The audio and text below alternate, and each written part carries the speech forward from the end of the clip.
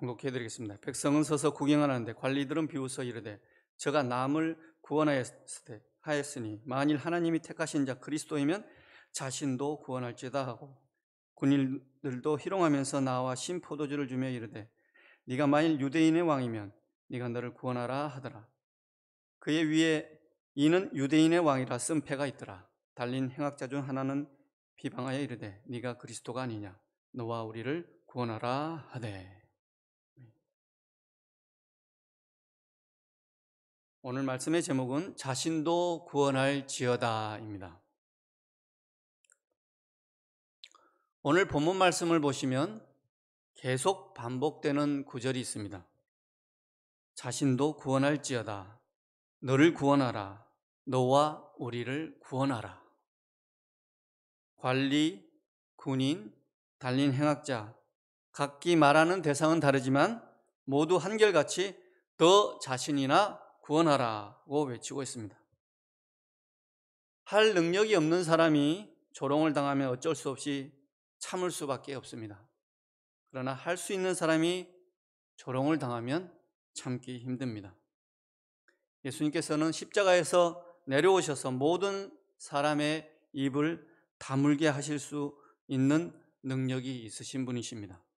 그러나 예수님께서는 그렇게 하시지 않으셨습니다. 제가 초등학교 3학년 때 교실 창문 밖에 말벌집이 있었는데 친구가 저한테 저 말벌집을 칠 수 있냐고 저를 자극시켰습니다. 제가 할 수 있다고 큰 소리를 치니까 친구가 해봐 그러는 겁니다. 그래서 제가 밀대를 들고 창문 밖으로 나가서 한 손은 창문을 잡고 한 손은 밀대를 들어서 말벌집을 세게 내리쳤습니다. 그때 말벌 수십 마리가 저에게 달려들었고 머리에 말벌을 수차례 쏘여가지고 하늘나라로 갈 뻔한 적이 있습니다. 예전에 저희 교회에 봉침 유행한 적이 있었죠. 기억나십니까? 저도 손목이 안 좋아서 봉침을 맞아봤는데 꿀벌침은 말벌침에 비하면 이에스더 주먹과 타이슨 주먹 그 정도 차이입니다. 그러니까 꿀벌침이 이에스더 주먹이며 말벌침은 타이슨 주먹이에요. 안 맞아봐서 잘 모르겠지만 그 정도 차이가 느껴집니다. 말벌침 안 맞아보셨죠? 안 맞아봤으면 말씀을 하지 마시면 한 방도 아니고 수방을 맞고 나니까 정말 죽을 것 같았습니다. 제가 말벌침을 맞기 전에는 굉장히 천재였는데 그 후로는 좀 약간 평범한 사람이 되어버렸습니다. 해봐 에이 못하면서 이거 한 방에 우리는 무너집니다. 실력도 없는데 자존심만 있어서 해봐 에이 못하면서 이 말에 모두 발끈하고 뛰어듭니다. 그러나 예수님께서는 능력이 있으심에도 불구하고 그 능력을 발휘하지 않으셨습니다. 예수님께서는 공생애를 시작하시면서 이런 3번의 이야기를 들으신 적이 있습니다. 마귀는 광야에서 예수님을 시험할 때 이런 얘기를 꺼냈습니다. 네가 만일 하나님의 아들이거든, 이란 말로 3번을 시험했습니다. 그리고 공생의 이 마지막 순간에도 역시 3번의 시험이 등장합니다. 너 자신이나 구원하라. 네가 하나님의 아들이거든 너 자신이나 구원하라 입니다. 너 꼬라지를 한번 봐라. 지금 네가 누구를 구원할 상황이냐? 이런 식으로 자존심을 긁으면서 사탄은 접근하고 있습니다. 예수님의 십자가의 길을 막기 위해서 마지막까지 발악을 하고 있습니다. 십자가 위에서의 시험도 광야에서의 시험과 매우 닮아 있습니다. 하나님의 택하신 자 그리스도라면 해보라, 유대인의 왕이라면 해보라, 그리스도라면 해보라 라고 계속 자존심을 긁어놓고 있습니다. 조롱하고 있습니다. 그런데 예수님께서는 십자가에 달리시기 전에도 각기 다른 3 부류에게서 그런 얘기를 들으신 적이 있습니다. 첫 번째가 당신의 제자 베드로였습니다. 마태복음 16장 22절을 보시면 베드로가 예수를 붙들고 항변하여 이르되 주여 그리 마옵소서 이 일이 결코 주께 미치지 아니하리이다 라는 말씀이 나옵니다.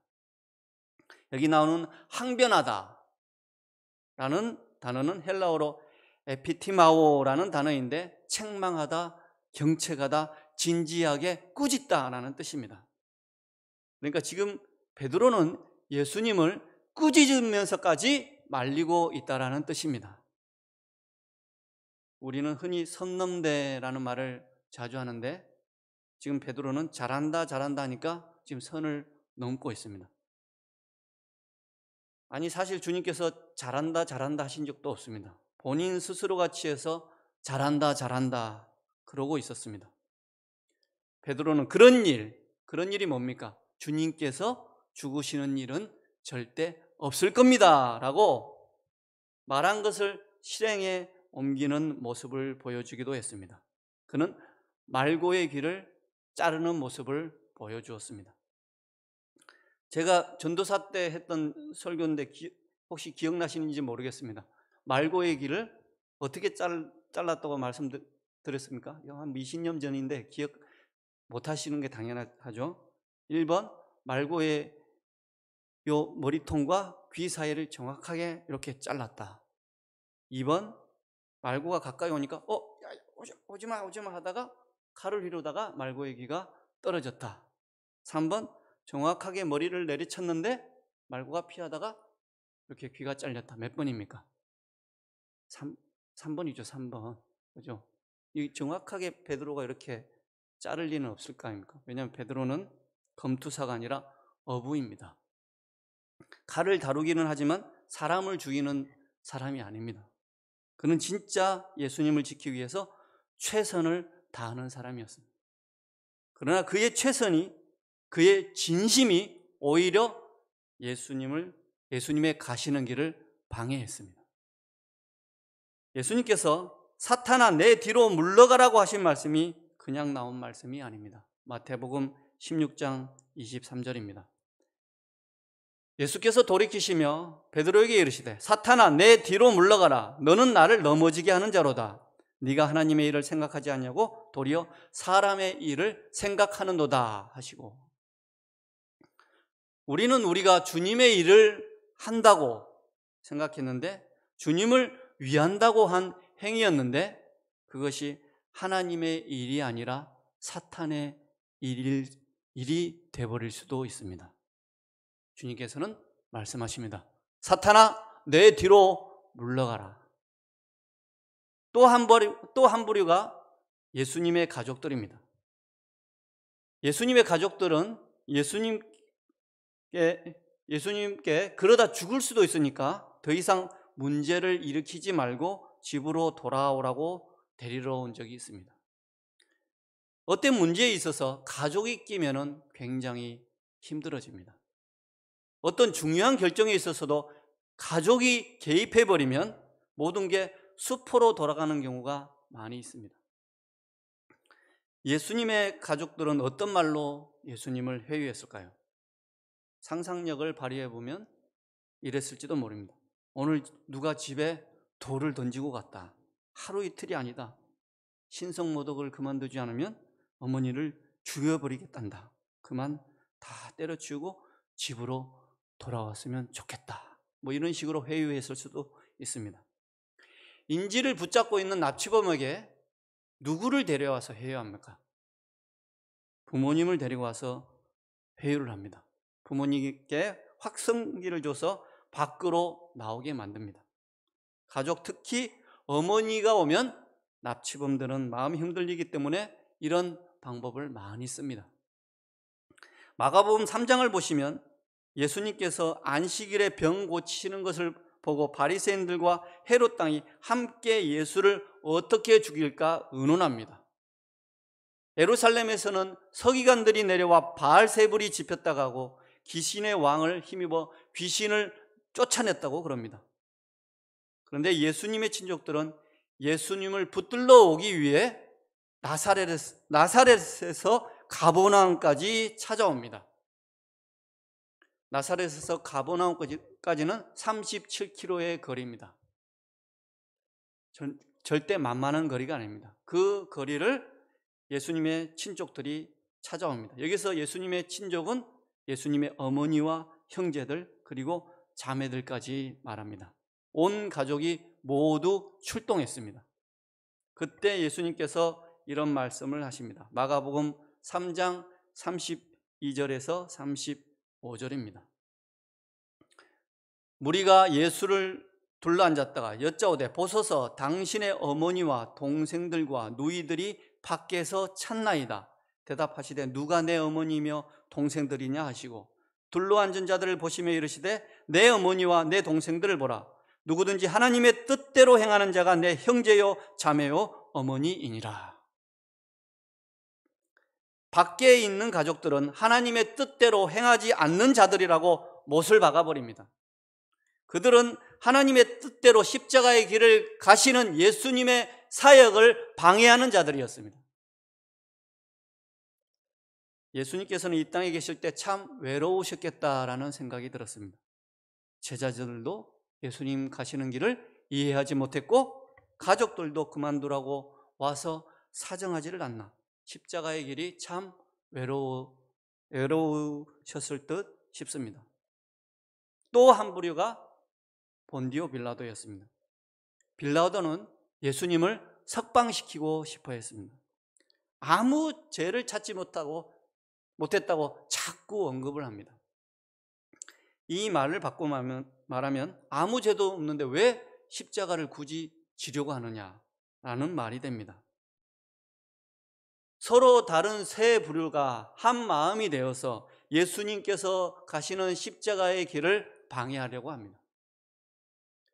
그런데 이제 십자가에 달려있는 동안에도 세 부류가 세 번의 외침을 하고 있습니다.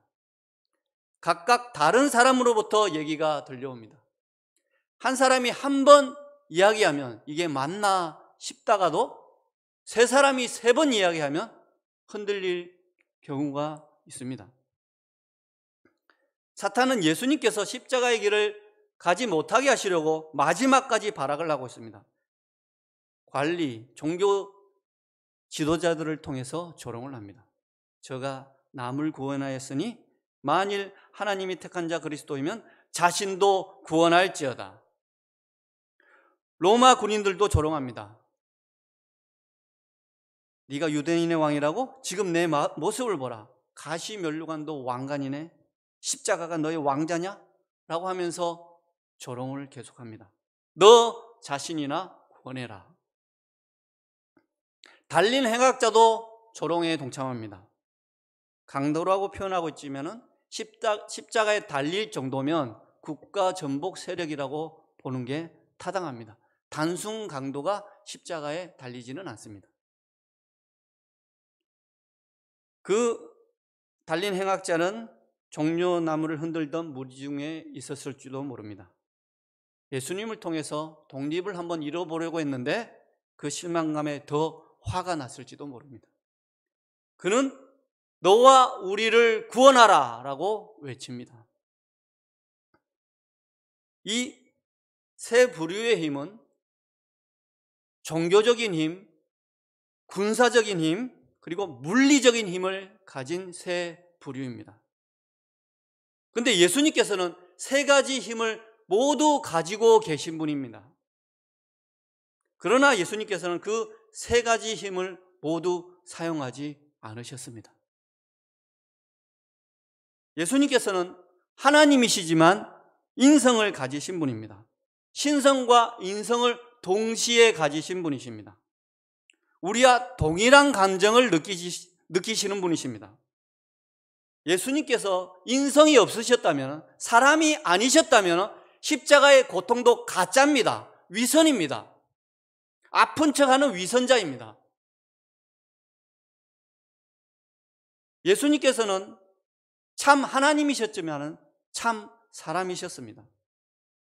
예수님께서는 인간이 느끼는 고통을 똑같이 느끼셨고 십자가 위에서도 내가 목마르다라고 말씀하셨습니다. 인간이 느끼는 갈증 또한 그대로 느끼신 분이셨습니다. 인간이 느끼는 갈증과 인간이 느끼는 고통과 인간이 느끼는 모욕감을 그대로 느끼고 계셨습니다. 신이니까 아무렇지도 않은 거 아니야? 라는 것은 잘못된 생각입니다. 예수님은 참 사람이셨습니다. 그래서 지금 십자가 위에서 당하시는 조롱은 참기 힘든 조롱이었습니다. 예수님께서는 십자가에서 내려오실 수도 있고 거기 있는 모든 자들을 쓸어버릴 수도 있으셨습니다.